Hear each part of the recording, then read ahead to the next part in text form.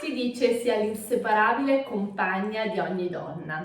La borsa ha le sue origini, in particolare dopo la Rivoluzione francese, tra il XVIII e il XIX secolo, quando i vestiti delle donne iniziarono a semplificarsi e venne un po' meno l'uso del servitore. Ma non è solo per le sue origini antiche che ho voluto oggi racchiudere qualche piccola regola dedicata al galateo della borsa, sì, perché a prescindere di quale sia la nostra tipologia preferita, ci sono alcune regole da rispettare. Forse quella che tutti un po' conosciamo, che una volta era molto frequente, era quella dell'utilizzo di una borsa uguale, diciamo dello stesso colore in abbinata al colore delle scarpe.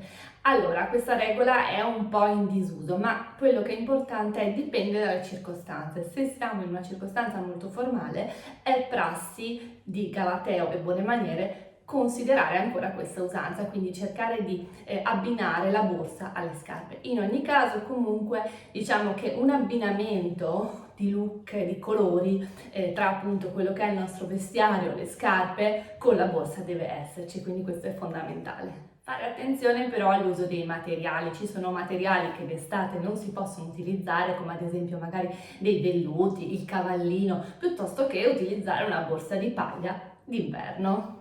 E poi la misura della borsa è inversamente proporzionale all'orario del giorno, ovvero ogni borsa ha il suo posto nell'orario della giornata. Quindi una borsa grande va utilizzata di giorno, mentre inizia ad impicciolirsi verso l'arrivo della sera, quindi magari una borsa tracolla o un bauletto per l'orario aperitivo e poi per la sera una clutch o comunque una pochette da utilizzare rigorosamente sulla mano sinistra, perché dobbiamo avere la mano destra libera per salutare le persone, oppure comunque dobbiamo essere pronti, se per caso ce l'abbiamo la mano destra, a spostarla e tenerla nella mano sinistra, appunto per essere liberi di interagire.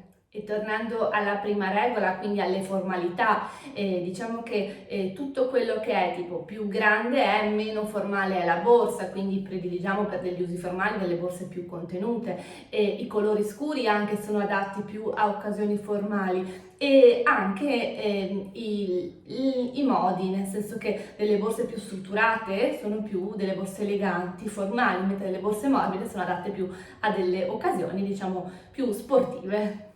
E infine come ci si comporta con la borsa a tavola.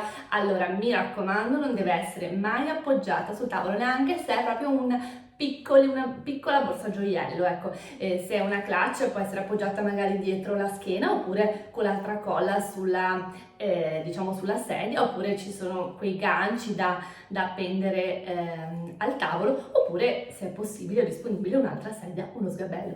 Mai e poi mai sul tavolo. E importantissimo anche non appoggiare mai la borsa per terra, questa è anche una superstizione ma comunque è anche una regola di galateo. In nessun caso, quindi non solo a tavola, ma in nessun caso si dovrebbe appoggiare la borsa per terra. Eccoci, io vi ringrazio, vi ricordo anche che la borsa non dovrebbe neanche essere mai troppo piena e comunque anche mai troppo in disordine.